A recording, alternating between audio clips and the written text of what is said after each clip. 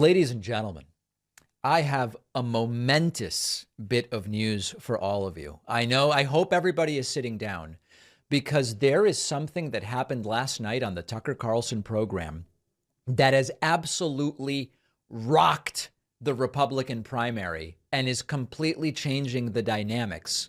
Vivek Ramaswamy has announced that he is entering the Republican primary.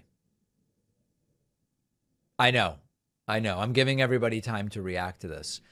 No one cares, and it's really, really fun. Even Tucker Carlson kind of seems not to care. It's kind of sad, to be honest. Vivek Ramaswamy this is so stupid. He's an anti-woke entrepreneur, and he founded last year something called Strive Asset Management. It's an asset management firm which on its website says it seeks to restore the voices of everyday citizens. Oh, okay. That sounds pretty cool. So anyway, here he is, and it's just like a deflated balloon. Take a look at this. Just a cable host, but this is a perfect illustration of where identity politics wind up. Right. When you stray from universal principles that bind us all under the same rules.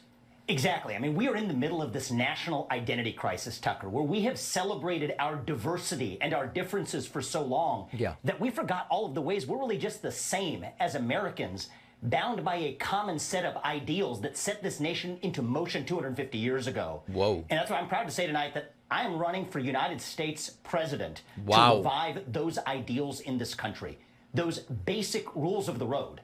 Meritocracy, the idea that you get ahead in this country, not on the color of your skin, but on the content of your character. Right. The idea that you are allowed to speak freely, yes, to be wrong sometimes, as long as your neighbor gets the same courtesy in return. The idea that the people who we elect to run the government, by the way, are the people who actually run the government. Basic rules of the road. These are the things that bind us together. You and I have different shades of melanin. You know what I say? So what? You know, I could have sworn that he said different shades of melon. Like, Tucker's more of a honeydew guy, whereas Vivek is really preferential to cantaloupe. But I think what he's saying is different shades of melanin, right? Like different skin color.